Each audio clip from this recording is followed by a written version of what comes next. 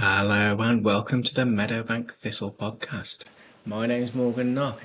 If you want to know more about me and the wider project this podcast is part of, head back to episode 1.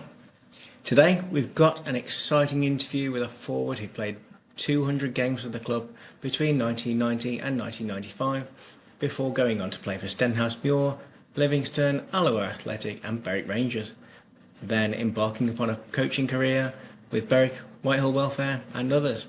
If you're still guessing who it is, I'll tell you in a minute. Before we get stuck into that, we're just a few weeks away from the 2025 Meadowbank Thistle reunion. Tickets are selling fast and are limited, so click the link in the show notes to get yours. The event is taking place at Parkside Bowling Club next to the Commie Pool on the 31st of... The event is taking place at Parkside Bowling Club next to the Commie Pool on 31st of May 2025 at 7 p.m. The evening will be a celebration of all things Meadowbank Thistle, with speeches from Alan Banks, Jim Leishman and Terry Christie. There'll be a buffet, a memorabilia exhibition and lots more exciting activities to be announced. You don't need to have been a player or a die-hard supporter to come along, just get your ticket online and turn up. If you experience 1% of the warmth that I have from this community of people, you'll have a great time. The best bit? Any profits from the evening will be donated to the Edinburgh Food Project, who run most of the food banks in the city. Over to Ian Little.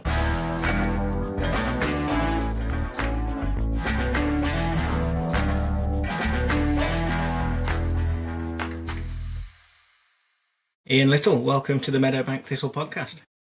Thanks very much, Morgan. I really appreciate you giving up your time to speak to me.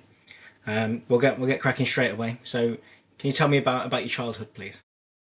Yeah, I was brought up in Ormiston. Went to Ormiston Primary School. It was very good. We did have football teams back then at the school. So from the start, it was just football. My dad was a manager at Ormiston Primrose. So, and at the time, I've got two other brothers as well. So everything was football. So I really enjoyed my time there, even at the school. Constantly playing football in the playground. You had your Ormiston primary school team, and as you got a bit older, there was an East Lothian Select. So yeah, it was a wee platform there again. It was constantly football. So really enjoyed my time at Ormiston. So did your dad have you playing with the men from an early age? Yeah. So I listened to Darren Jackson's interview with you, and it just brought back memories. It was quite funny because there's a wee bit of similarity the way he had going through his youth period and the one with myself. You know, my dad had the team at Ormiston Primrose, and I'm sure I was training with him 13, 14, 15-year-old. Great players. Graham Harvey, the three Harvey brothers, Billy Cowan, all these players who, you know, it was great, and it was a great upbringing for me. These men were just, you know, really make sure you trained well with them. If you disappointed them, they would get on you. But it was just something. It was just, you know, it was great to learn from. And I heard Darren saying exactly the same thing. And maybe his wee period when he went to Meadowbank as well. It was quite interesting listening to him. And it was probably a wee road, the same kind of road as myself. So yeah, it was good. It was good listening to Darren. Were there other senior clubs that were interested in taking you on before you joined Meadowbank? No, I just was enjoying my football. I didn't really have. I was like Darren as well. I didn't have football at the high school. We did have a game, but we always got football got scrapped because we were always fighting. So it was always rugby, a bit of cricket, and we had hockey. So, and I was the same. It was rugby I played. So we didn't really have much of the school football then. So it was just your juvenile team. And I started down at Meadowmill at Middleshot Square. That's where the Harveys actually got brought up down that way. And I enjoyed my time there. At one period I had a wee bit of chance to go to Hitchy Vale, but I just thought it was too far away. But it was really my bigger brother who said, go and get yourself up the town, they're a bigger team, you know. And I did it, and I think it was the best thing I could do.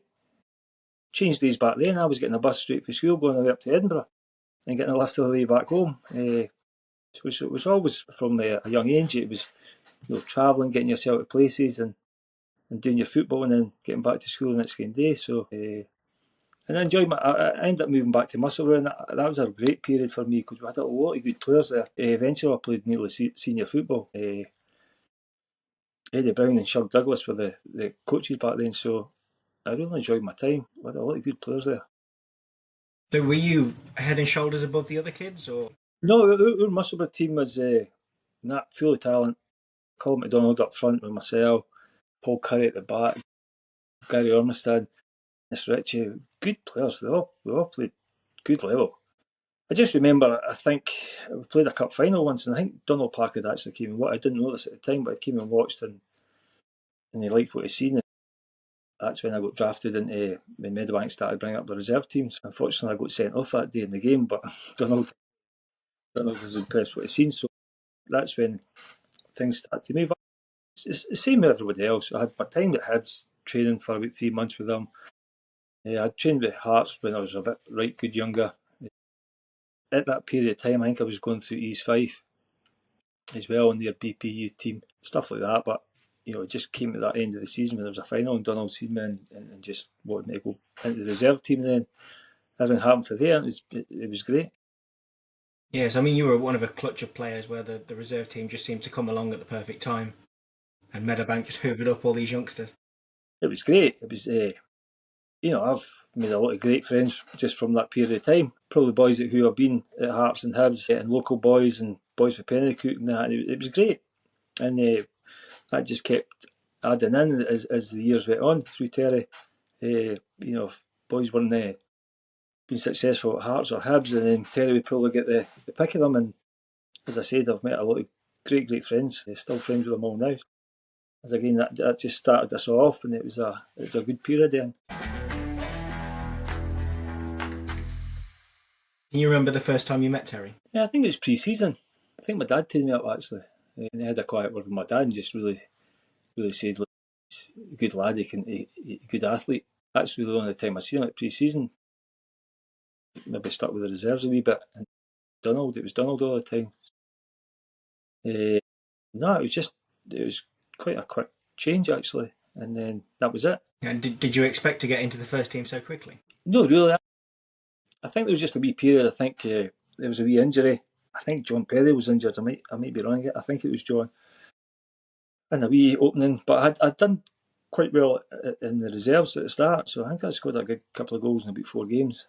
I got about the park quite well, and I was always trying to play in the last man and spring the trap and get through. So I just got told the other day be involved in the squad against Clyde at the time, and it's just you try and not think much about it, and you just get ready to go for it. And so, do you remember your debut really clearly? Yeah, I remember it was only 2 subs, which is a weird thing when you're coaching now, and you've got 5, 6 subs to pick for. My memory isn't great, to be honest with you, but I remember coming on in the game, and I think there was an injury. I think I came on a bit early, but I remember I had maybe 2 or 3 good chances in the game. I thought, I should have scored. Pick me again. I thought I should have scored. But at the point, I thought, I'm quick. I can get about the park. I'm getting behind defenders, and I thought, all right, okay. It wasn't until a bit later on you realise the physical side of things. You need to get yourself up to speed with that. But I think after that, I was just getting in the right places at the right time to score the goals.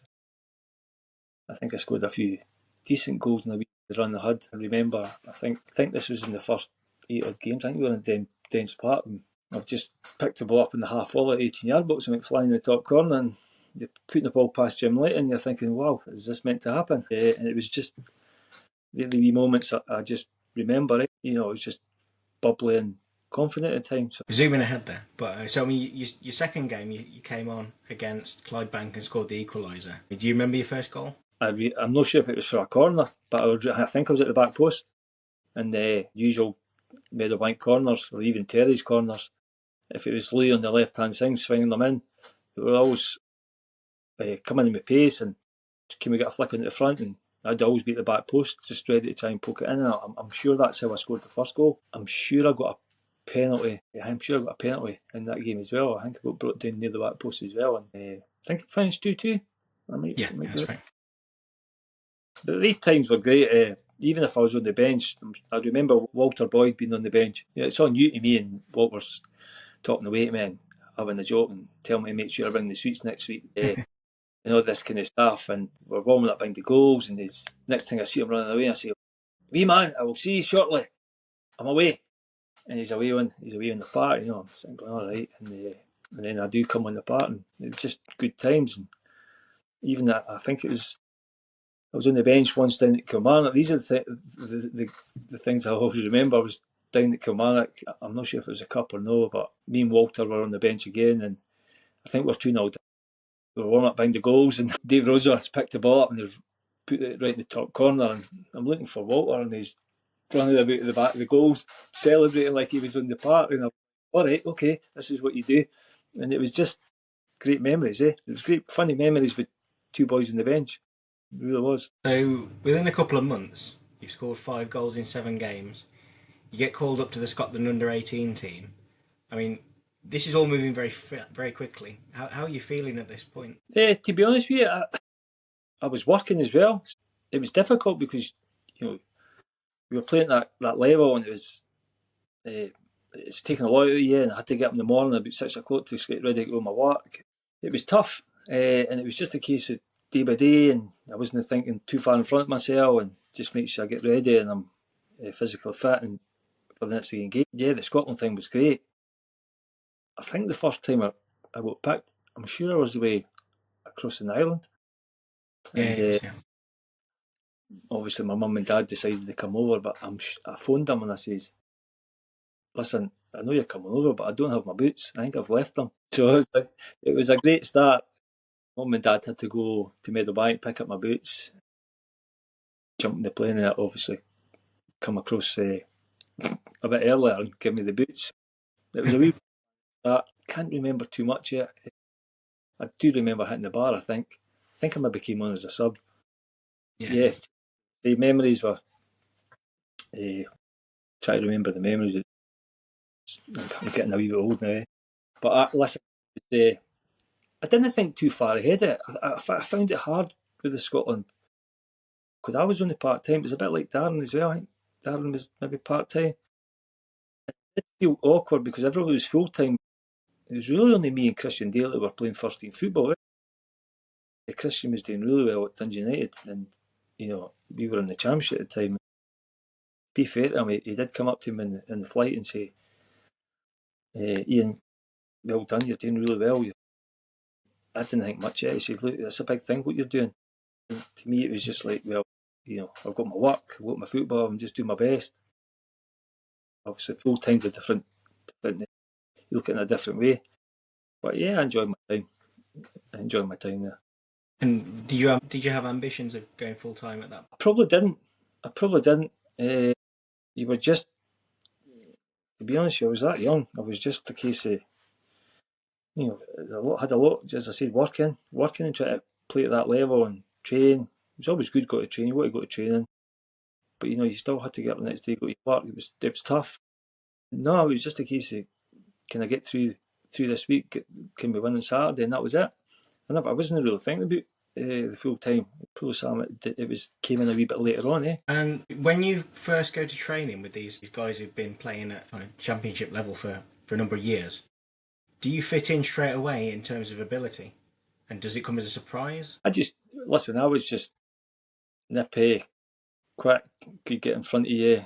And at that time, I felt I could, if I got one chance in the game, I'd feel confident I would probably score. And I just had to make sure that's what I did at training. Have high energy, but listen, players always demanded at training. It was great. I couldn't get any luckier, to be honest with the boys that were at Meadowbank. You're saying they were championship players, but these boys could play up at a higher level as well.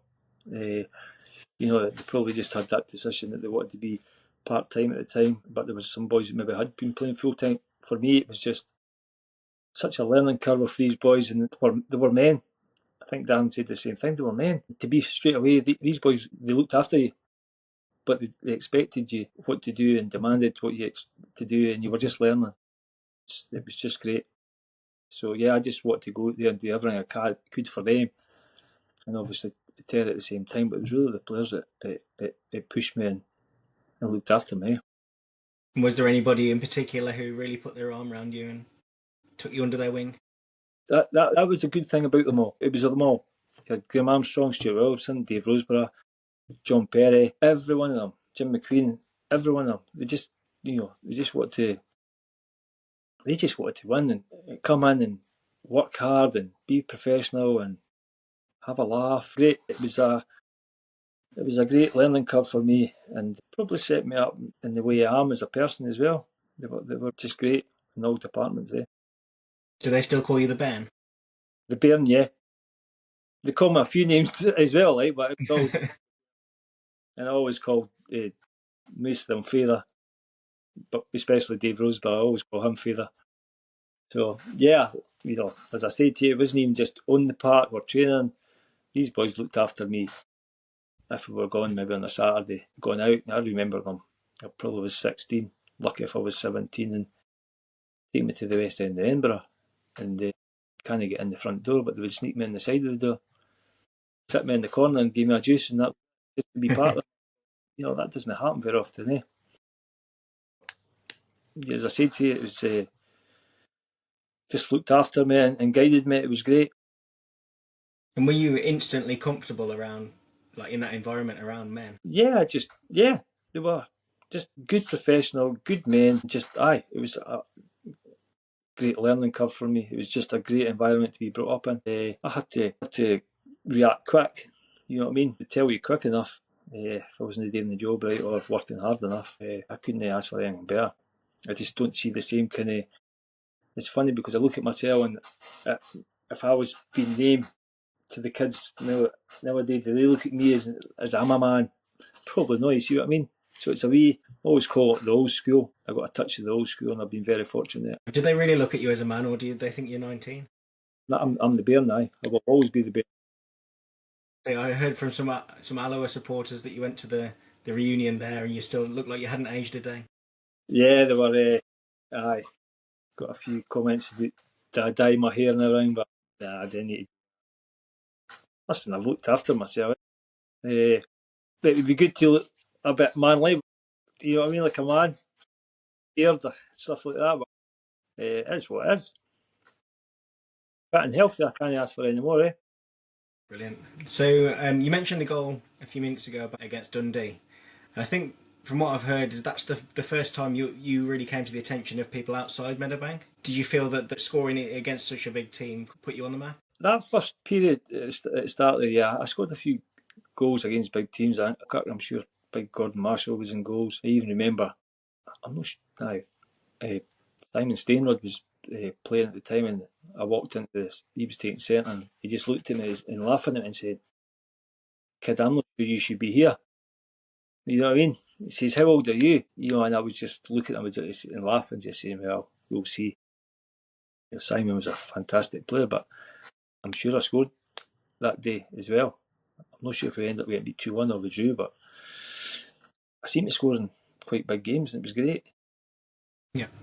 So when you come to the end of that first season, you played 30 games in the first division, scored 8 goals. I mean, are you getting any of these ideas about maybe going full time that bigger clubs would be interested? I still didn't think at that period, no. I think it was just maybe when Donald became the manager as well, that's when I started to think about, am I ever going to get a chance maybe. I think the second year, I didn't score as many goals, but I think I played quite a lot of games as well, but I think Terry maybe realised that I could run up doing the park quite a lot, and I think doing that a wee bit more stopped me putting myself in good positions in the last man to try and score goals. That's maybe the way I felt, because I think my career started to go back a bit in the midfield, and then it went back up front, and then went back to midfield. So, maybe that's what I had. I definitely knew I started to, had to cover the ground a bit more and make sure I defended more and stuff like that. So maybe Terry had a different way of thinking, I don't know. But at the end of that first season, Terry said in the programme that you and Derek Whitehead had come in at a similar time, both had a long way to go to become established First Division players. Of course, the following season you played 42 games. So, I mean, are you aware of things Terry's saying to the press and in the media? I don't think so at the time. I remember Derek well, actually. Derek was a wonderful goal scorer. A great natural finisher he was. I was maybe a wee bit different, where I like to try and be in the, just get playing the last man, or maybe sniff about the box and try and get my goals that way, or stuff like that. But Derek was just a, turn and shoot in the bottom corner. He was a great natural finisher. No, I didn't really take much. I never heard much of what Terry was saying about things. I just wanted to make sure I try to play in how many goals I could try and score, and help the team as much as I could. You don't know what's happening when you're back then. I just try to get on with it. And how did you find it engaging with supporters? So, I mean, I've heard. So, I mean, I spoke to John Jobson recently, who played kind of in the late 70s, early 80s, and I saw somebody this year, 2025, go up to him and say, "You were my hero when I was 10 years old." And he kind of said that he just wasn't aware of that at the time. The supporters were just around, and he loved the attention, but he wasn't. I don't know. How was it for you? I'm probably the same. I was just probably that young, and I was never a big character, and forthcoming. I was a bit shy and quiet, so I was probably walked in a different direction when it came to stuff like that and supporters. But I did. I hear people talk back then. Oh, Ian, remember you, Yano, at Meadowbank and that, and it's great when they say that to you. But at the time, as I say, you didn't notice all that. You just focus on doing your best and working hard, and see what you can do. But as I said to you, I'm a wee bit quiet, and I don't want to say shy, but I would probably normally take the different direction if I could, just to avoid it a wee bit. And how did you find it when you got attention from the media? Well, you had to grow up quick and learn, as I said. But the boys at the club and that would always, one, would take the mickey, but at the same time help you. But they also said that you've got to take as much of the media attention as you can, and take it on board, and hopefully people can notice that you're doing well, and hopefully lead to something else. So they always helped. The guys always helped. So I spoke to David Baxter, who was interviewing you 35 years ago, and he said that you were very difficult to interview. It was always one word answers. So I'm glad that this has gone well so far.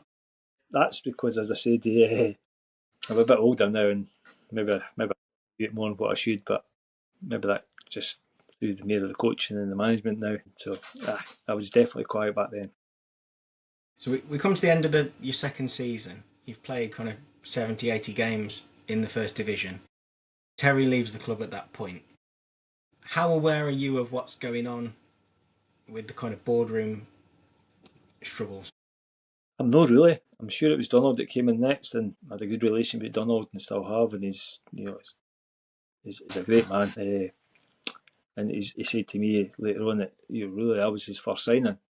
When he stepped into the coaching, Meadowbank was his first coaching gig, and I was the first player he signed. So I love it when he says that to me and stuff like that. So, but I was just looking forward it. But that's when I think things started to change slightly. I think Donald wanted me to step back a wee bit in the midfield. I don't know if it might be the fact that I had a bit of energy about me. He would want me to try and make some late runs and that, but I think to a point he was probably right in what he did, because I think I had a decent season, and I think that was the season actually. Probably this is when I probably started thinking about, can I get myself a move to full time, because I actually taken a month off my work to train with the Hearts boys at Meadowbank at the time through the summer period. And George McNeil and my father-in-law at the time was Bert, and the guys I worked for, they were big Hearts fan supporters, and also sponsored the club a wee bit. So they said, "Oh yeah, go and do it." And they gave me a month off, and I worked really hard through the summer. I think I played quite well that year. I scored a few goals. At that point, that's probably when I started to think, right, okay, this is how hard you've got to work. This is the levels you need to get to. That's probably when I started thinking, okay, I'm going to get a chance somewhere. Where were you working at that time? I was working at a family company, TB Williamson's. The Williams family, as I said, they were big Hearts fans. And George and Bert were at Hearts at the time, the sprint training. Obviously, the father-in-law had said to you, get yourself fit and stuff like that, so it gave me an eye opener. And I was really fit. I said I think I did quite well that year, but that period I think I dipped a wee bit come the Christmas period because a wee bit, as I say, it's a bit burnout. Sometimes you get a bit burnout, and that's what it felt like a wee bit. But I think I kicked on again after that, and then I realised after that that this is how, if you want to go to different levels, this is how hard you've got to train, and it's really stuck with me ever since. So during that 92-3 season, you became the second youngest player to play 100 games for Meadowbank Thistle. What kind of career advice are you getting at that time? Is there any kind of agents trying to get involved? Is there someone saying you should be doing this, you should be doing that? Nah, I really had none really. But as I said, my father-in-law Bert was in at Hearts, and he knew the levels and that kind of thing, and he was helping me to a point, but there was no agents or nobody guiding me in the direction. So it was just It's hard to imagine now that somebody at 19 would have played 100 games in the Championship and nobody's talking about them. To be honest with you, just as you're saying it as well, thinking you've got 100 games after 3 seasons is like, what, especially at that level, you're saying, going, wow, that's quite a lot of games. And when you think about, maybe you're wondering why there isn't any interest, if there is, and you're not finding out. Yeah, I don't know. It is what it was. So what changed when Terry left and Donald Park took over as the manager? What changed? I felt a lot of the experienced boys ended up moving on, and Donald's a great coach and developer of players, and I just felt we were getting a bit younger players coming in, and it was good. I put experience in Gordon McLeod, and as I said, it was just a lot of younger boys in that. And I felt we were good and play energy, and Donald was taking us in the right direction. But yeah, I just felt, and I was part of it, so I couldn't complain. And it was just another good period. Was there any changes like in training specifically or on a match day that was different? It had to be, because I felt that the players under Terry were they guided the training. They made the training to the tempo, and that I felt Donald and that were good coaches, great coaches, and the training was all organised and stuff like that. And we had lost that wee bit of experience, I felt, with the players. It was a wee more guiding from Donald and George, but it was another period of learning, and that's what I wanted. I wanted to learn, and as I said, that period I did learn. And I learned in a different area of play. I played a bit deeper in midfield and encouraged to go forward and get in the box as late as I could and score goals, and that's what I did that year. So I mean, the team was relegated that season. So when Meadowbank dropped down to the second division, is that an opportunity for you to move on there, or are you thinking, right, I want to help bounce back? But that time, nobody really wants to get relegated, but it was just a period after that. It just went a bit cloudy, I think. I think John Brownlee came in next, and it's not really until you get a bit older you realise that, I was still quite young, and John was pulling me aside and saying I'm quite reluctant to play, and I was not really understanding what he was saying to me, and I'm thinking played a lot of games now, but I do realise later on in life that John was just trying to do his best. He was trying to push me and get the best out of me, and in a wee period I would have to say that he probably did that. I went through a wee period, I maybe scored a few goals in about a month to 2 months, and it was not until you get a bit older, because I just thought in my mind at the time, I'm not sure he likes me and this and that, but he wasn't. He was really actually doing the proper thing and try to get a bit more out of me and push me and test me, and I think that's when I look back at it, that's what he did, and he did it well. But at the time I was thinking, he doesn't like me. It was just, after that, unfortunately, John stepped aside because I think he lost his friend. He had passed away, and then, to be honest, after that, the club just sort of just tumbled. It just moved on, just in a period. I wanted to learn, and I just felt like just that wee period, it just didn't happen, and that was it. I think I was still there for another 2 years. Yeah, things started to turn sour off the pitch. Did that have an impact on the dressing room? It had to have an impact on everybody, because it was just always around about your ears all the time. But I'm young. I'm not really thinking about that too much. I'm just trying to go on with it. But maybe the older guys and that were maybe talking about it. But as I say to you, it was just a case of it just didn't feel the same after that a wee bit. As you say, all the talk, it's a wee bit making things a wee bit unsure of what was happening going forward and everything. And then, as I said, it was just a period that I just got through, and then I said once it came to an end, it was just really something I just didn't want to go any further. I didn't see that moving to Livingston. I felt like it was a new club. I was really wanted. If I was going to do anything, I wanted to go to a club that wasn't new and it was a wee bit more had a better background and stuff like that. If that makes sense to you. And at that time, in my heart, I just thought, nah, I can move for nothing. So, I mean, you played in the final match at Morton. What are your recollections of that? I really couldn't tell you. I knew at that period of time. I think Peter Cormack had been at Morton, young Peter. I knew at the time that they were quite interested in me, and I think they had made a bid for me, and it was not back. As I said to you, it was not back, and probably that's why I just at one point just thought, oh well, I would like to go. It's a wee opportunity. I think that's when I was getting a wee bit more hungrier to try and go full time, and maybe even a wee bit desperate to go full time. I'd been a qualified joiner by then, so I got my back covered a wee bit. So it was just a period, as I said, it didn't happen, and I just thought, well, I need to try and move, get somewhere else. Did Jim Leishman want to take you to Livingston? Yeah, probably did. Just Jim probably tried to sell me as it's a big project and I've got to go forward. And as I said, I just thought it was just something too new for me, and it just wasn't the Meadowbank, I felt, and I just thought, nah, it's just not for me. Yeah, I spoke to Lee Bailey a few weeks ago, and he was sold the dream by Jim, where it was you're going to go full time, you'll be able to do this and do that, and obviously he was doing the football in the community, and that's led to where he is now with his coaching role in Fife. I mean, was it pitched to you that you could go full time? Lee had a different path to me, so he had been full time, but I hadn't. As I said to you, I had done my apprenticeship and I'd served my time in that, and so it's something that I'm glad I done. But if I was going to go full time, I really wanted it. Probably a more experienced club. I just thought that all this newness was just going to be. It was just something that wasn't sitting right for me. So at the same time, I thought I'm still working. I'm getting a bit of money there.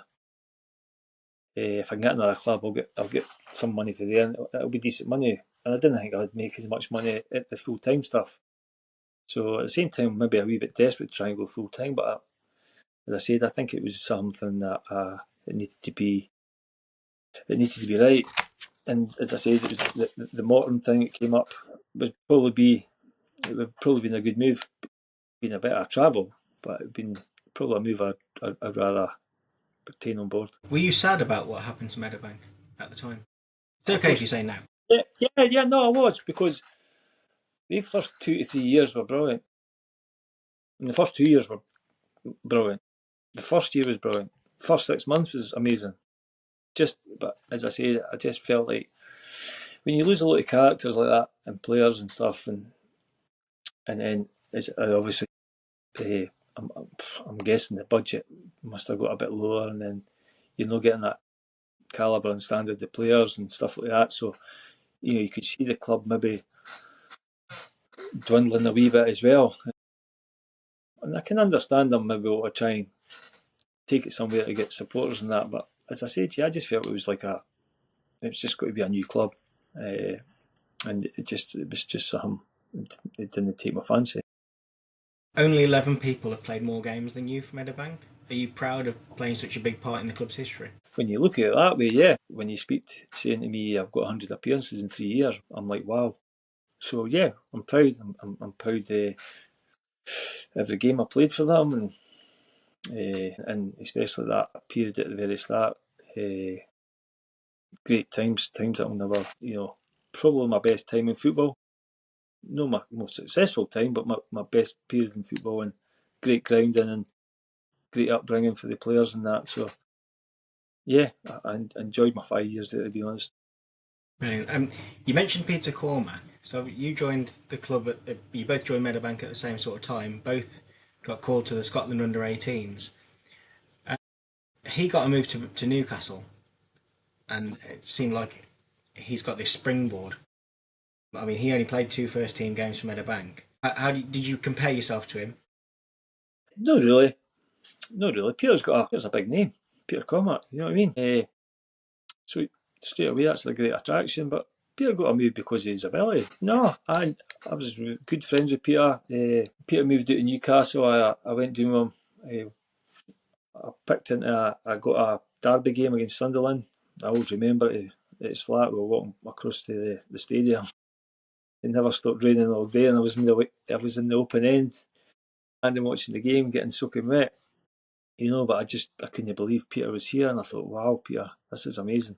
But yeah, uh, that's probably another period of time that I thought, yeah, I was getting a wee bit, can I go full time here? And maybe, as I say, I had to try and keep working harder and make sure I got myself a level to try and get that move. So you move on from Meadowbank.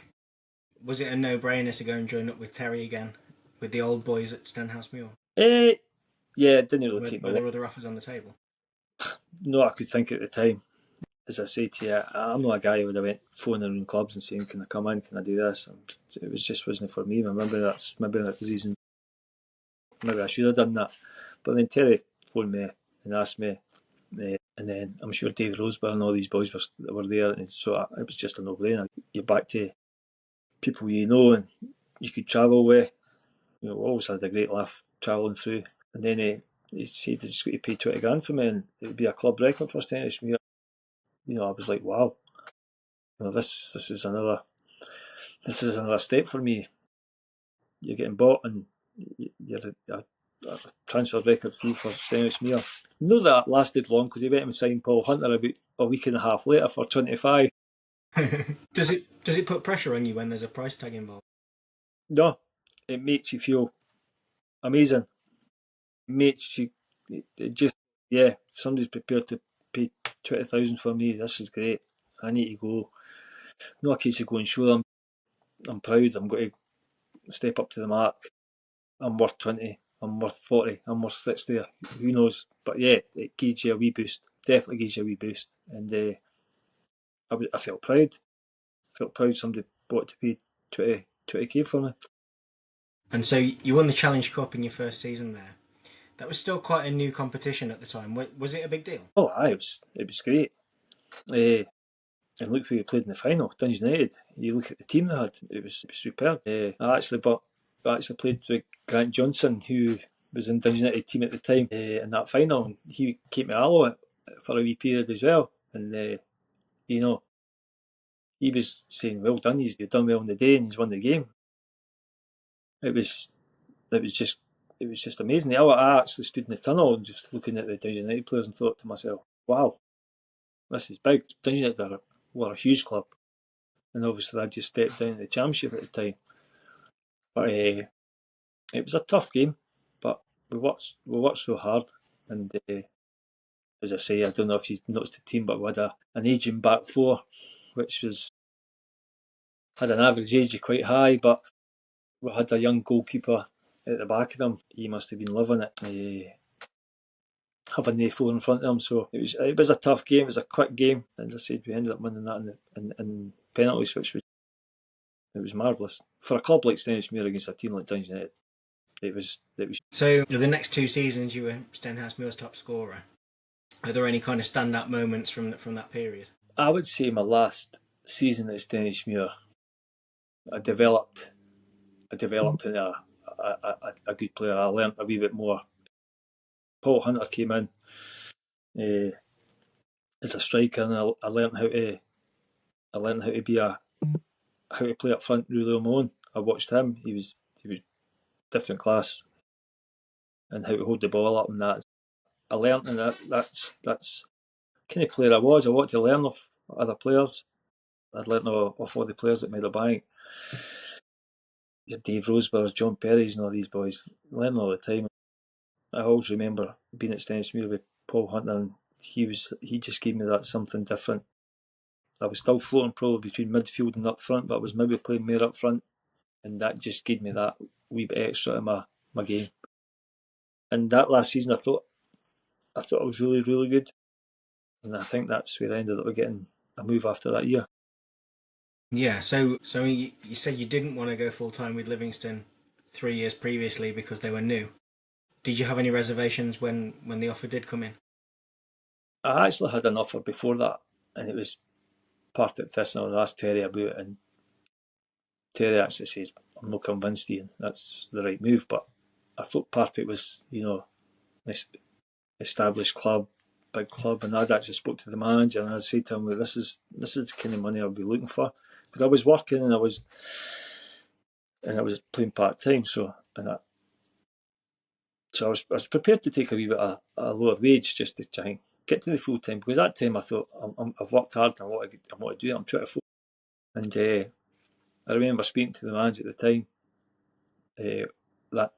that night, and then in the morning driving through in the van with my dad, it says that John McVeigh has resigned from Partick Thistle, and I thought, Dad, that's my full-time career finished. And then by that time I think I had an agent. I think John Cahoon was giving me a wee help, and listen, it was more the club had settled, there was good investment behind them, and you could see what was in front of them, and that's what attracted me to say, right, okay, I'm prepared to go on and sign for you. So John got that from me. So I suppose at 24, you've got a good start in your real career. Is that is this a decision point in you? Are you going to go full time football? Is this kind of the last point at which you're going to consider that? yeah, I mean, because I spoke to Peter Godfrey recently. He went full time at 27, but he was kind of freelancing as a painter decorator. What stage of your career are you off the pitch? at this time, this is where I'm saying, right, this is my last chance. Can I get 10 years doing this? And I had developed as a player. I was ready to go the full time. The fitness side of things, the Sam I liked. I looked after myself, ate properly, all that kind of stuff. I was going to the gym when we were part time. It was an opportunity. Sometimes you need a wee break. I remember going in and doing the pre-season the first year, and I'm ready to go, and I'm just doing an exercise, and I collapsed, my thigh snapped. So I was out for 3 months. And 3 months into a new contract with a new team at full time you've never been before, it was an eye opener coming back. It was definitely an eye opener. It wasn't your part time level boys here. It was tough with a big squad of 25, 26 players, maybe more. I found it tough. But then, once you get settled in, because the boys knew me, but they never seen me play.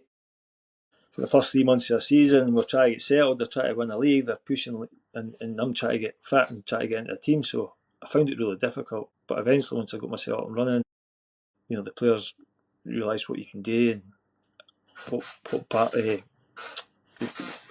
what part of the team you can integrate into. That settled down. I'm sure in that, I think it was that first period, the first year, I think Terry came in for me on loan. Is that right, Alloa? That was right. And then I had a wee period there with him. I remember it. I remember going out on loan probably on that Tuesday and played Tuesday night at Airdrie, and I scored in the quarterfinals of maybe that cup, or maybe even the round before that. And going into training next day, I could see the manager just shaking his head, Ray Stewart, saying, "Aye, he would go out on loan and score in his first game, but I was fit.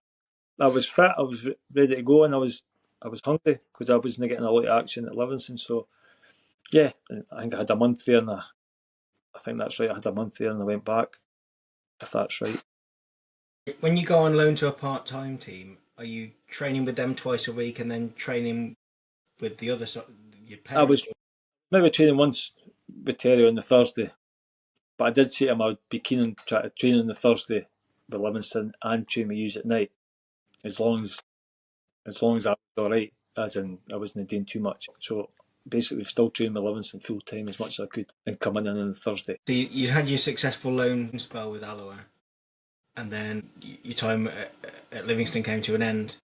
Did you think maybe you weren't cut out for full-time football, or do you think another offer was going to come in?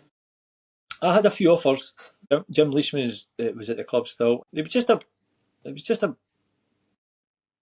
mean, I picked up 2 injuries, I think, at the full time. You know, up to 24, I think I had never been injured, and I just thought, because I think it went another period. I had just training and I rolled over my ankle and I was out for 3 months, and I was like, oh. So, it just was a period that but I was fit. I was really fit. I was maybe in the top 3, the fittest at the club. But no, I got myself a level. I was fit, and then there was a few other clubs interested. I had the chance to go up to Ross County. Jim was trying to get me up there. I just bought a house though, my first house. My girlfriend, and it just didn't feel right. It didn't feel right going up there to stay 3-4 nights up in Dingwall, and while buying a new house down here, it needed a bit of work done to it. It just didn't feel right. And then I think I ended up going to Alloa, and to be fair to Terry, I said to him at the time, he was prepared to take the full-time wage on. I thought, Terry, this is a lot of money for a club like Alloa. I says, but is there a chance I could maybe go and train with Tam at St Mirren? Because I want to try and stay full-time as much as I can and see what I can do if I can impress Tam. I did that for about 6 months, and trained through at St Mirren and played with Alloa at the time, just to see if I could keep myself in. Unfortunately, I didn't get anything at the end of the St Mirren thing, but Tam was very impressed. They said, look, you're a great trainer, probably you're better trainers at the club. They had just stepped up to the Premier, which maybe was a big step, but he was looking for experience. But at the same time, I'd played a lot of games against Premiership teams and cup games and that, and he knew me for Meadowbank time. So I was a wee bit disappointed, but at the same time, I had to make sure it was the right move. And at the time, Alloa, I think we were going for promotion and everything, so I decided just to, after that period when St Mirren Tam didn't want to keep me on, I just thought, okay, I'll just stay part-time and work. I mean, it was a successful first season at Alloa. You won the second division and the Challenge Cup again. Yeah. Talk to me about that. I think I was on loan. Maybe at Alloa in the cup final, because I'm sure Livingston were trying to drag me back on loan because they wanted me to come back, and I'm just like, well, that's a decision you've got to make. I'm not getting involved in this. And they thought I would go straight back to them. I thought, I've got an opportunity to play in the cup final. I've signed a contract. I'm on loan to Alloa. I left it up to them, so I managed to play in the final. And then, as I say, it was good to go back there. Just a couple of weeks there, see some old faces again. It was a shock. It was 25 years ago. But when you look at the team lines that Inverness had, wow, what a team they had! It was just another big cup victory. It was great, aye. So the following season, after being promoted, relegated immediately, what was it like playing back in the first division? I think most of the clubs were full time. That was the difference. Yeah, the demands on us was high fitness wise. We had to be fit. To be fair, Graham Armstrong always kept us fit, and it was tough. Yeah, but I think we battled really well. I don't think we got relegated by a lot of points. I think it maybe came due to the tail end of the season. But yeah, it was good. It was good to be up there. I think we did get relegated, you said, but I think we got promoted again. Yeah, absolutely. So, yeah, bounced back immediately. Yeah. I mean, what are you thinking? What, you're probably 26, 27 here? Yeah. Do you think you kind of found your level at the second division? No, I still think my fitness levels were good, and I still thought, even because I'd been training with St Mirren, so I was still fit. I kept my fitness up as much as I could. Obviously, it would dwindle a bit going to more the part-time side again. I actually had a wee period when I first went back to Alloa. Andy Walker was there. When I played with Andy, a short period. Andy did actually say at one point, you should get yourself to England. You'd be really good down there. But then I didn't ken, I'm sitting going, so, okay, I've not really got an agent anymore. I just didn't know what to do, to be fair to you. But that time, as I said to you, I'd bought a house with the girlfriend, Kirstian, and I was working, making decent money. I sort of my own wee business started, and I was getting money for Allo. So yeah, I maybe could have pushed a wee bit harder to try and go doing that, but that's what it was. I enjoyed working hard at Alloa, with a good travel companions in the car. I couldn't ask for any better. Great boys, and Who were you travelling with? with Craig Valentine, Mark Cairns, Mark Cameron, Max was there. Just, it was great. Good boys. Mark Hutchison as well. Sometimes we have two cars and we just all met up. They're the times you enjoyed when you're in the car with the boys, because that's the time you're with them the most. It was a good period. As I said to you, I was working hard at my own work. I was working hard with Alloa.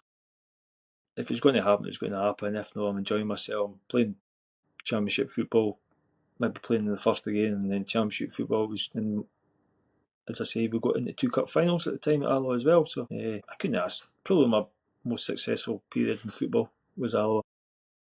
So you worked under Terry Christie at 3 different clubs. Was he always the same? Yep. Yeah, it was always the same. I always felt sometimes with Terry, I thought that was the second year at Meadowbank, but especially at Alloa, I floated a wee bit up the top as a striker, but I also floated in the midfield, probably knowing that I could get up and down the park. I could defend well. I had plenty of energy, but also I could run up the park and get in the box. And probably a wee period where I was never settled where I was playing. If you came out, I was maybe in midfield, or I was playing up the top.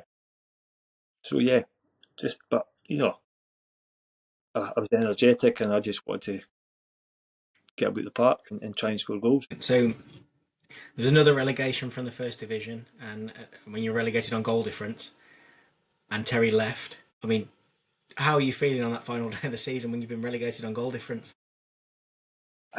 That's what I'm saying. I think we did better the second time, obviously, when we went back up. Terry did going by. There was a period at the club, I think the club had to realise that if they wanted to try and stay at that kind of level, which they probably sustained a wee bit now, at this period where they are now, is they had to go and maybe spend a bit more to get the quality player and to keep us in that championship, which was very difficult. So for what they did, and Terry did at the club, it was the achievements he did was amazing. Yeah, I think we had a corner, and I'm having a guess here. It might be Race Rovers, but I had a corner, we had a great header on target, and the goalie had a save, and you're just going, how does he save that? And that could have just been the difference to staying up there. But it was good. It was hard, and I think we learnt so much for the first time being there. And it's just a pity we just didn't manage to stay up.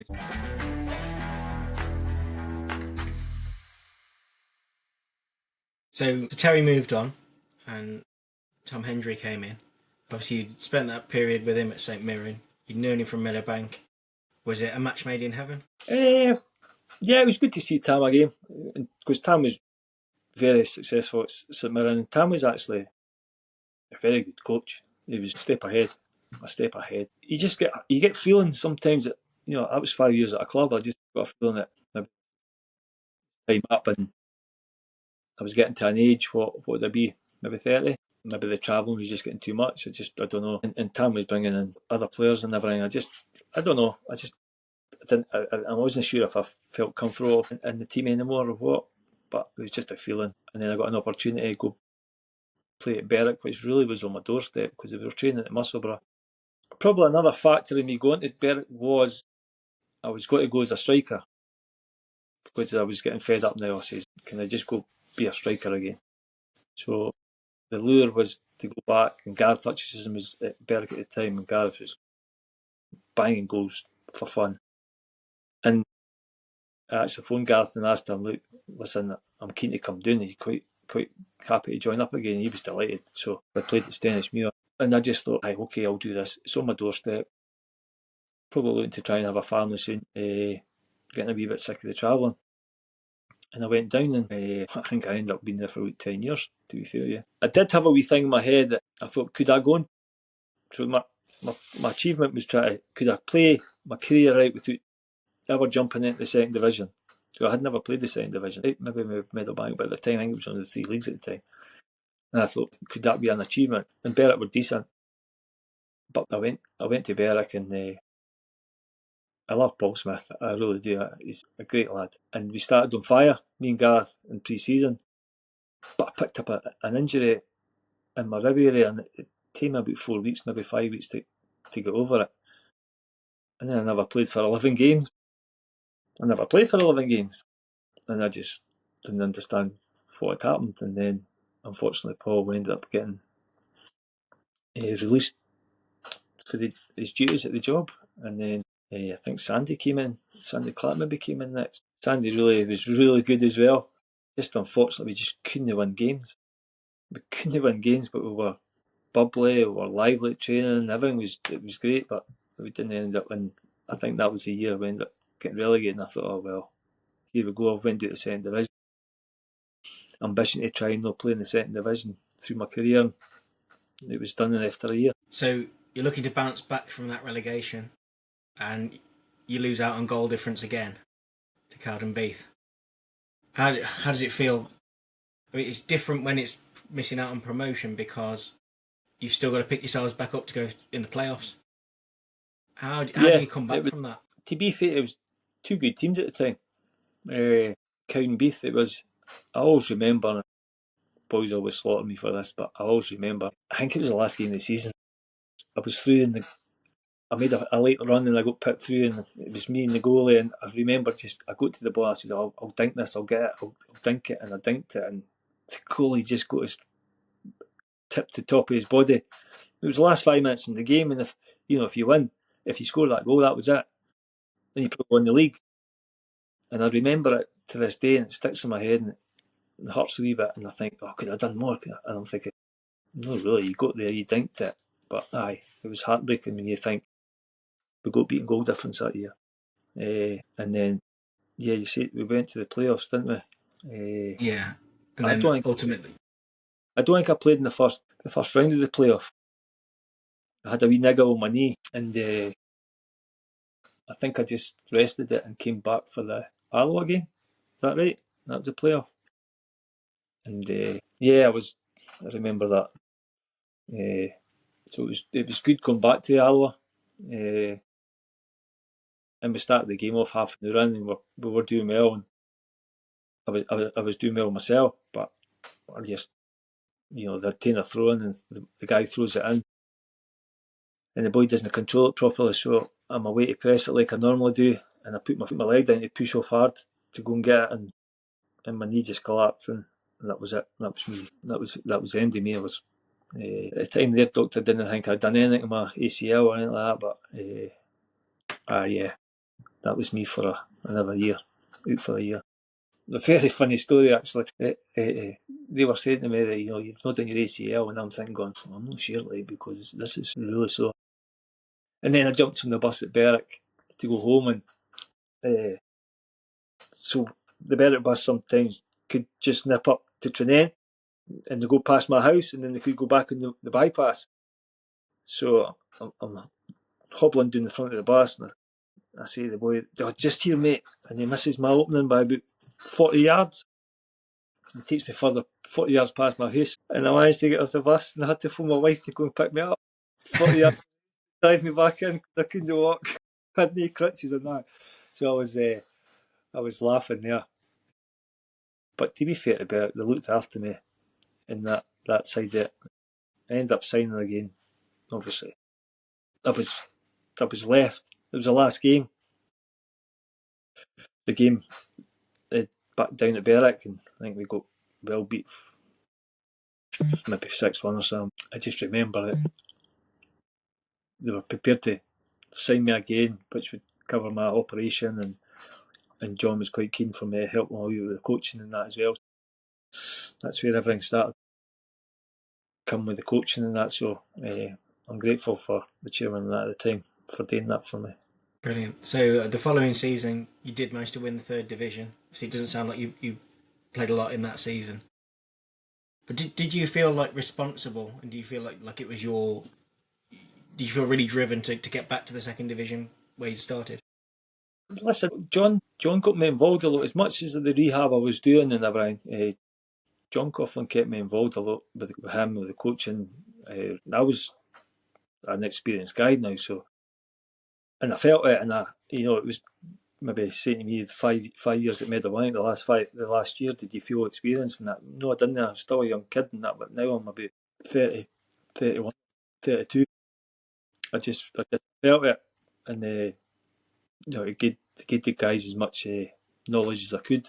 I helped John as much as I could, keep him calm, because John could go, John could go on one now and again. I appreciate what John done. He kept me involved, made me part of it. I worked my socks off to get back, and I actually got myself back in the last maybe 2 or 3 games of the season. He asked me if I could play in the last game against Arbroath. I said, John, I'll play if you need me to play. It was a big game. I always remember it, and my wee friend David Greenhill always tells me the story. He got dropped that day for me. Young David was just a young kid, maybe 20, 21 at the time. And I says, look, man, I'm really sorry about it. He says, no, I didn't worry about it. I was really nervous anyway. My bit experience maybe just helped us in that game, and we won it and we ended up winning the league. So it was, David loved it because he got his sell a medal and everything. But he played a big part in the whole season, young David. Yeah, so I enjoyed that period, and I appreciate John that much for keeping me involved. So I mean, so you played with John at Meadowbank. What was it like? Was it like coming up with him as a manager? Well, John was at St Mirren at the time. He was Tom Hendry's assistant. And John liked me at St Mirren as well, but it's one of these things, eh? And I remember the chairman at the time was asking me about, opportunities of managers coming in. I'd mentioned John, and I thought, well, I was with John at St Mirren. John's really good. John did come in, so I was like, brilliant, great.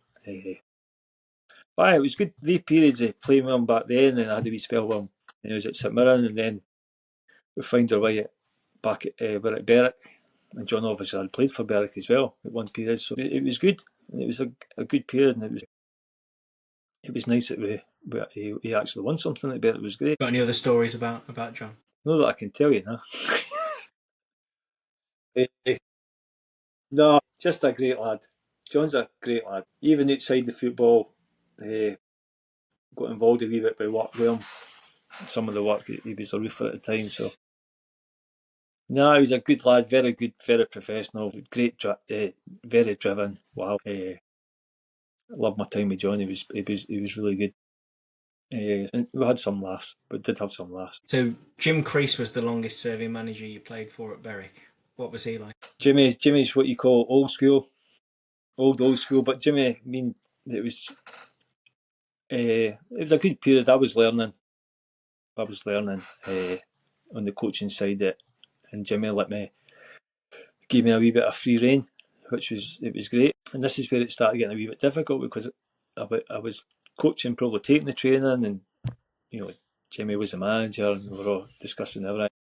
And I would be playing, but that's when it started getting a wee bit difficult, when you're trying to do the coaching and do that kind of stuff, and then you're trying to play, and then you didn't play well, or sometimes the bit I didn't like, I was experienced, and I know how to get through games, and say the boys weren't playing great, and Jimmy would maybe give me a pass, and I was like, Jimmy, I didn't like that. It's just, kind of give me a pass. That's the period where I thought, this is no good. That you either should just be a player or just be a coach, one or the other. And I think I had a wee bit of a problem with my knee as well. I had a bit of tendonitis in the front of my knee, and that was giving me a lot of jib, and I was just like, I need to watch what I'm doing. I enjoyed my time with Jimmy. Totally different to most of the other managers I had, but he let me learn on the coaching side and pick up good things from him, and the management side of things. And I just, as I say, it's just another platform of getting yourself to who you want to be, and maybe in the coaching side. Yeah, so you weren't playing all that often by this stage, but you did play the last few games while he was the manager, and then you ended up with this job. So was that a clear line in the sand when you became the manager? I'm not going to play anymore. Well, at that period, I think Jimmy being such a diehard Berwick man, he just wanted to see the club. He wanted to help make sure the club got back to where it should be. And I said, so did I, Jim. And then I said, I'm happy to help and then learn. And then, when the time's right, Jim, obviously I'd like to step forward and try and progress my career in in the management side. So it was always I'd always said that from the start. Whatever happened with Jimmy and the circumstances, I don't know, but it was just a case of, it's not as though it was always mentioned that that's what I was keen to do. So I got the opportunity, and I think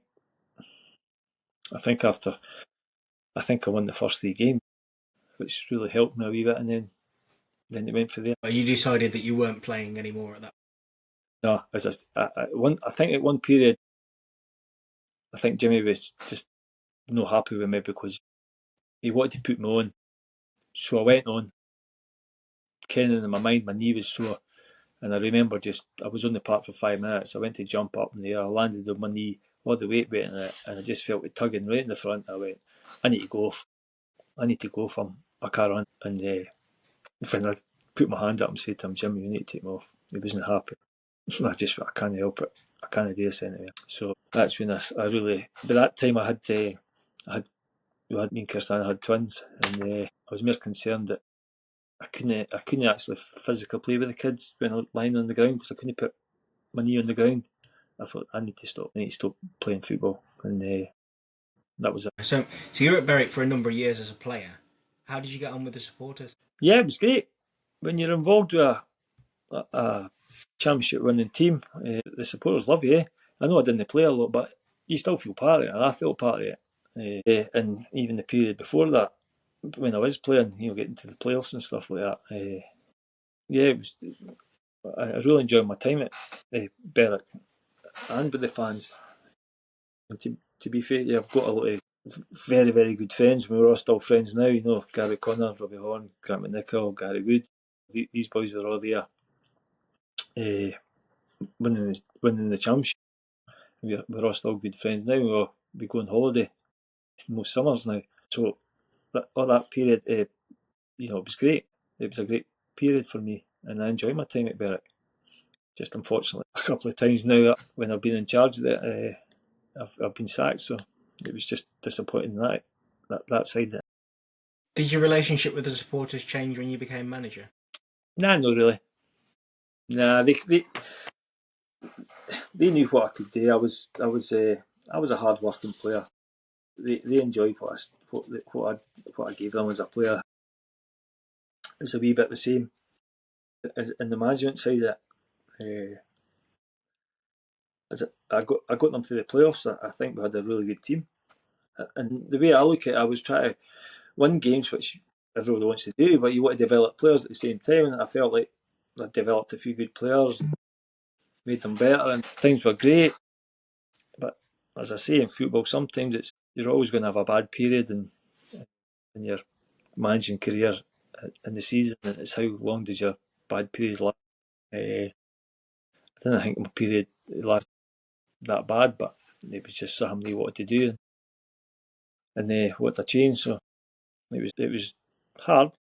It was hard to take because I felt I was taking the club in the right direction. But unfortunately, when you get older, you realise that this football doesn't always work out the way you want it to work out. I mean, you took over a club that had been in the third division for a few years. What were the expectations? From who? From the board or whoever you reported to? Spend as least as you can, be as successful as you can. That's it. That's how boards work. Can you win the league with the least amount of money spent? That's the way I looked at it. I was prepared to try and do that, but there comes a stage you need a plan. And if you've not got a plan, I just sometimes don't think it works. So, that was it. As I said, my philosophy was try and win games, but at the same time, can I develop players? Can I make them better? Can we play decent football and win games? I feel like I achieved that. You moved on from Berwick and you had a spell in charge at Whitehill Wealth. What was the contrast there when you're dropping out of the kind of senior game? To be honest with you, my father, David Roper, had said to me, why don't you just take the Whitehall job? Because it had came up and he knew the people there, and that. I just thought, you think so? He says, you've got to do something, you've got to get back in there. And I taken it. And we didn't have enough money. We didn't have a lot of money. We were in the low league at the time, which was still a bit fresh and new. But I think I did quite well at Whitehall for the limited things we had, and they were keen to get the 20s players into there. And the hardest part's obviously trying to get players.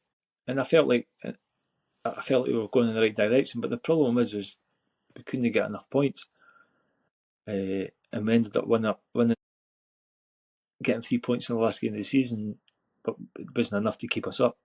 And so that was a bit disappointing. But at the same time, same staff, but what we had done was what we had achieved and progressed as a team was decent, and I think the club actually realised that as well. But same staff, you got relegated. Do you think that you could have hung around and tried to get another job in the Football League? I tried that period. You do try.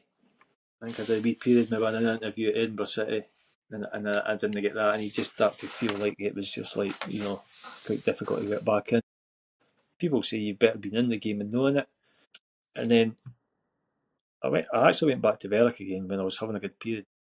It was the start of the season at Whitehall, and I felt settled at the Whitehall, to be fair, and I had ideas for them, and they were delighted for it. But we still didn't have a huge budget, which meant players were struggling. But I went back because the chairman in charge at Berwick at the time, I got on really well, and they asked me, John Brownlee's got the job, and would you be keen on coming in? I said, I'll come in and help if you want, and that's what happened. But unfortunately, we couldn't keep the club up in the last 2 games. I think it was 2 games, or 3 games. Just for the playoff, I think. Was it? And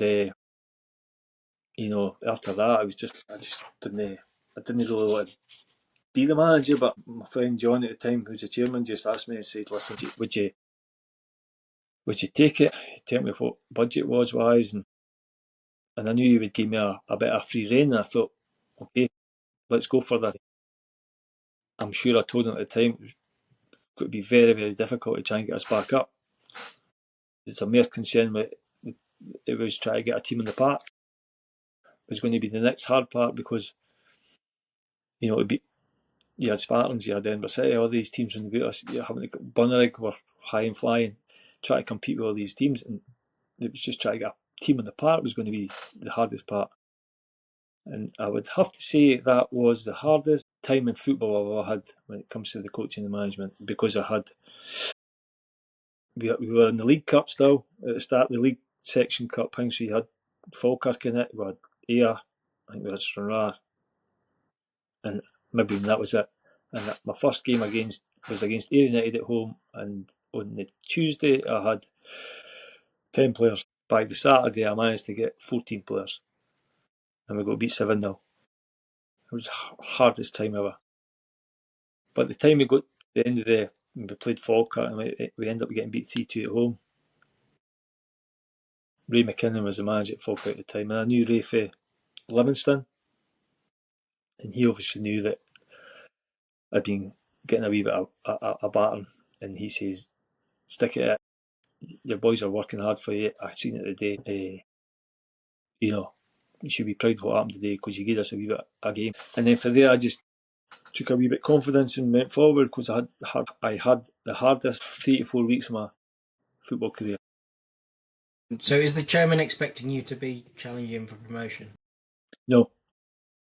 I said to him, it'll be so difficult to get out of this league. We need to make sure that we can just survive this year. We need to survive. It was just so difficult. We needed to try and get players that want to come down. I couldn't sign the calibre of players that we had in the second division to the lower league. But I managed to get a decent blend of some young laddies and that. A couple of experienced players maybe from division below. And I think my most experienced guy was probably Ian Smith. I managed to squeeze for. He was up at Brecon, and was getting a wee bit fed up with the travelling, so I managed to get him in, and that was probably the most experienced guy I had. But yeah, it was a tough period, but we survived. I think we finished maybe mid-table. East Kilbride were probably the big high flyers at the time, but it's just wee periods of management that you like to take for big names. I think Ian Durant was helping at the time at East Kilbride, and we played really well against them down at Urbit, and we ended up losing 1-0 with 8 minutes to go. And he just came up and shook my hand and says, "Listen, you're the best team we've played so far," and that's all you want.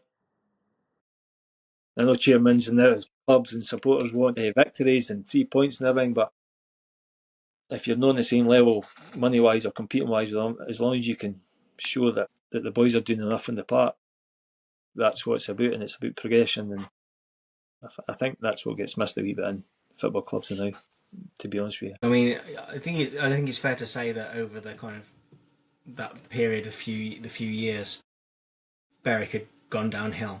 What do you think went wrong? Was there a fundamental problem? Was it just down to money? I told them they needed a 3 to 5 year plan. Personally said, "You'll never get out of this league. It's too difficult. You need a 3 to 5 year plan." To be honest with you, I was still at the club when they went through the COVID period, and I'll tell you this. I'll say what I can say, but at the same time, we'll probably not edit because I'm not sure what to do it. My mate John Bell, who was chairman, ended up getting binned out, and the new chairman came in, which was the chairman for the first time, and they just came out with some stupid ideas, and I said, "It'll no work." I said, "You're throwing all your eggs in one basket. It'll no work." East Kilbride had been doing that for 3 years. What makes you think you're going to do it in 1 year? So my budget went from here to there, but I didn't get the opportunity because I didn't like what I heard, so I was out the door. And they've been. Somebody mentioned a stat to me the other day that Berwick's never finished any higher since they came out the leagues. I've never finished any higher than when you had the job. And you never think like that. And I never thought, well, but they spent a fortune, but they never finished any higher than what I did, and I was on peanuts.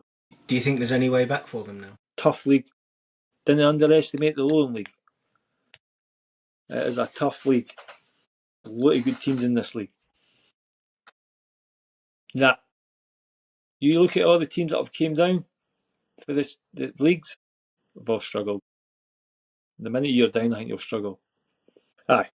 My honest opinion, they need a 3 to 5 year plan to get out of that league. So you moved on. You went to work with Max Christie. What was that like? It was quite funny because my friend Richard and his dad actually run Ormiston Primrose, and I hadn't been doing very much in the football side, so I went and gave him a wee hand because he was the manager, and I went and gave him a hand. I just wanted to keep working on my coaching and my training drills and my ideas. I gave him a hand for a wee period. I was there for about 5 months. As usual, you get sucked in. The train right beside Trinent, and Max had came down to see somebody at Trinent, and then I said, "All right, Max, how you getting on?" So things materialised later, and he just said, "Look, I watched you the other night at Ormiston." He says, "You're better than that." So he just asked me would I come in and help him, and I couldn't refuse. To be fair, I couldn't refuse Max. No chance. So I went along and helped him. Loved it. Brilliant. He's a brilliant guy, Max. Do you see anything of Terry in him as a coach? Aye, the screaming and bawling for the side of the park, aye. It's hard for Max. I enjoyed all my time with Max. All the clubs we were at, came in at Meadowbank. It's tough for Max when his dad was there. It was tough. But the two of them are really good together, even though you see this battle with the two of them all the time. But the two of them together are really good. And I just really enjoyed playing with Max. I thought he was great. And then with the coaching side, listen, I take parts out of the way Terry can coach the now, especially the corners he used to do. So it's hard for Max. Well, Max does take points out of his as well, but Max is obviously, when we do like Terry didn't do the coaching at large and all that, and so Max has done all that as well. So Max has got his ideas as well, how he wants to play, so that takes him away from his dad a wee bit as well. But I think his dad's still a big influence on his when he was doing the management side of it. But I love every minute with Max with the coaching. Team talks a lot. The outburst at the side of the park, everything, brilliant. He's just a great lad to be around. And then you ended up with the Trinent job. Unfortunately, Max, it ended at Bo'ness, to be fair. We got beat with our rivals Lithgow in the cup, and I could see it in his face. He was getting a wee bit tired and drained. And then I just, maybe I should have walked with him, but I just came out of Bo'ness and it didn't go well. But I think Max eventually got his cell back down to Trinent. And asked me to come in. I found it very difficult because I always thought it was difficult to go to Trinent when it's on my home turf. And then at the same time, I thought, well, it's Max again, So, I decided to go. And then it's quite hard to talk about what happened at Trinent. I just, he's my mate, Max is my mate. I just felt, the way things were going, it wasn't very nice to see. And I had said to him, if I come doing Max and it doesn't go well, because I know what Trinent was like, I said, if it doesn't go well, I says, I'd still want to stay. And it looks bad when knew that I didn't go, but that's, just a period. It was just another period. What happened? Just a period I just didn't enjoy, it was just, it just didn't feel right. And then at the time, Max just called it quits. He just called it quits. And he doesn't need the hassle, Max is a good businessman. And it just, just rolled on from there. I still asked Max a few things when I was doing the Trinent job, because I still trusted him and liked his thinking. And that was it. I just taken for there. And then, as usual, things happen. Do a job again, stuff like that. So it's been tough. It's tough, to be honest with you, I don't think I've done that bad in any of my coaching, managing careers, but I seem to end up getting the sack at nearly every club I go to. And are you still kind of actively looking for another management role? I feel like I've got a lot inside my head that I want to give out. The thing is, it's very difficult. It's very difficult getting the job. I've had 15, 20 years of doing this. I've got myself at a level. I've coached and I've managed. But, when you go for some jobs that are levels that you never played at, they sometimes think you're overqualified, or maybe don't understand their level. Difficult to get up a higher level, or even especially in the leagues. So you get stuck a wee bit. And that's the frustrating part. But yeah, I would like to get back in. Does it have to be management?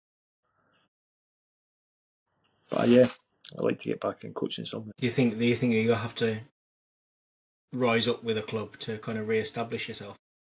So you sort of froze there. Do you think that you would need to rise up with a club to re-establish yourself now? Rise up? No, I think someone from lower end. Well, I tried that, but I didn't get the job. So listen, as I say, I'll keep looking for jobs, but at the same time, I can maybe go and help my wee mate at Ormiston again, which is, it's the bottom level of Scottish football. But as long as I'm helping, developing, and keeping my ideas in my head, it's what takes me over. But yeah, I just need a wee opportunity somewhere. That's it, and just work hard at it. And as I said, it's really due to clubs. I find that the club, they're the difficult part. Once I get in there, we've all been at clubs, we all want instant success. Unfortunately, it doesn't always work like that. It takes a wee bit of time. How do you think football's changed since you started your coaching career? I don't think the players look after the players anymore. Personally, does that make sense? I think it's maybe we do overcoach too much as coaches and managers. I don't know. I always felt that at Meadowbank, the players would always coach you through games or take you through games. If Terry needed to do the other tactical or give a quick word in your ear, he would do it. I think some of the antics that used to get happen wouldn't happen anymore, for a start. Getting a rollicking for a start. And I just think, I don't know, it's quite difficult to say this. You hear it quite a lot as characters. There's not any characters in the game. I call that men. Your John Perry's, your David Roseberry's, your Graham Armstrong's, Jim McQueen's, your Stuart Williamson's. Men just doesn't feel like that anymore. But the game's definitely changed in an aspect that I always felt Terry and our teams would work hard in a nice shape against whoever played, but we always had energy, pace, and we always not so much direct, but went forward. Sometimes when you watch games now, it doesn't go forward enough. It's pass, pass, pass, pass. I like passing, but at the same time, it has to be pass, pass, but go forward. I just feel like that's not so much in the game as much now. And obviously, you've got 7 subs. You just about half a team coming on the park, which is, if you think about having only 2 subs, it must have been, you're not changing much of your team, are you? All that aspect just amazes me how it's all changed. And how do you reflect on your playing career? I always think I didn't do enough, but I think most people would say that. I've not got any regrets, to be fair. Maybe could have taken a wee more gamble if I really wanted to try and go full time quicker, but it's not my nature to be like that. Yeah, just when you at the time you don't think much of what you're doing or achieving, but it's probably when you get a bit older when you think about it, as you say, 100 games in 3 seasons for Meadowbank. Wow, I sit back now and I think, wow, that's a lot of games, kid, especially for that age, 16 to 19, and then you go over the period of the years and the amount of games you have played, and I played with Graham Armstrong, and I thought I played a lot of games, but then when you look at Graham's achievements of games, you think, did I really do anything in football compared with you do? But I'm happy with what I did. My body's actually saying I played a lot of games because I'm feeling it now. But aye, you always have a wee bit of regret. You wish you could have done more, but it's just circumstances and how your life pans out. I'm creative. I like my job. Enjoy it. I like that side of it. That's no some I regret that way. I've went down a different road. But aye, it's now about looking after the family. I think it's an important point that doesn't get covered. Like, if you'd taken 7, 8 years out to play full-time football, would you be at the same position you are in your career now?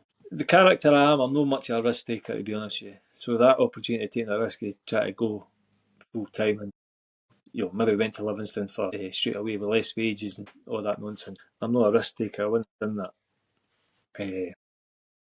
Even the chance he maybe got to Ross County. If anybody really wanted to be in football full time would have jumped to that and went up. I just didn't see. I'm not a risk taker. I just felt I had the house. We were settling down a wee bit. So I know the kind of person, the character I am. It's maybe something that I didn't want to keep pushing and jump into. I can't complain. I've had a bit of success.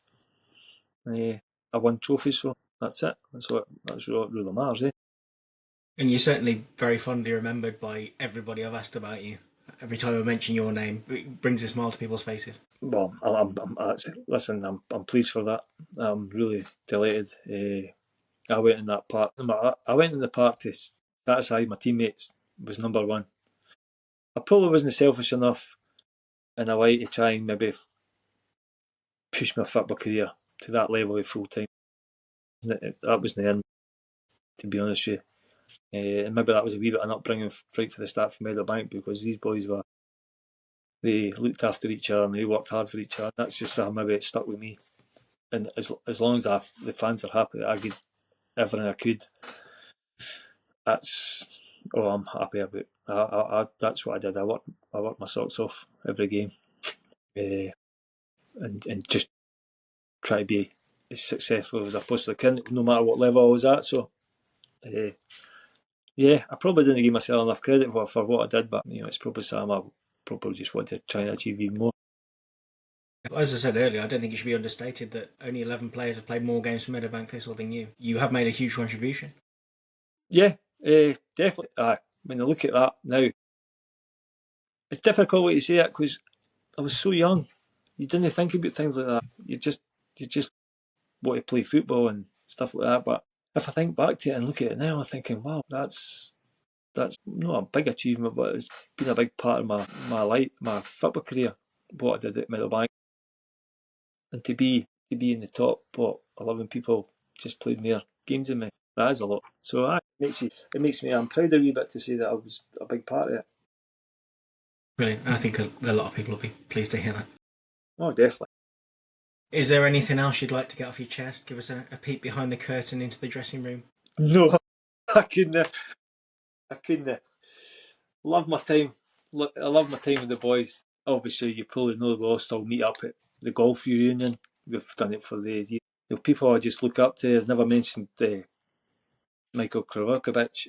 All these boys, and they still come golfing. We all still meet up. So much respect, and I would, even though I'm a bit older now, I still didn't give him. I didn't give him any cheek. I respect him so much. Maybe Stuart Robinson will give him a bit dodgy abuse, but it's just great. It's just like the golf's just like being in the changing room a wee bit again. I come in, I'm the bear, and I've just got to, sit there and listen to them all, big characters and that, and I love it. I love it. I feel comfortable around them all, and I would never miss a golf. So I'm delighted. I just wouldn't mind winning it as the pro. What'd you play off? I was a golfer. I got myself down to 4 at one point, but I've never played ever since I got hurt on my knee. So I'm 34 at the time. What's that, about 15 years now I've not played golf. I still wouldn't mind winning it. That would be the final icing on the cake for a Meadowbank player, is winning the Meadowbank golf. That's the only thing it's missing, I would have to say. Yeah, definitely, mate. And listen, I really appreciate what you're doing, and I understand the time and effort you've got to go in. And now you understand, as a manager, how much time and effort goes into stuff. Really appreciate what you're doing, and listen, keep going. I think what you're doing is fantastic, and the more Meadowbank can get recognised, the better. And as I say, keep pushing, and brilliant. Thank you. I really appreciate it. And like, I'm really, really driven to do it because of comments like that. Yeah, as I say, it's been good memories. You reminded me. Maybe it's not so much the rest of it. After probably I'll keep it going, mate. I know it's a lot of time and effort. I think I think it will be worth it, mate. Okay, you're just opening a few doors for other people.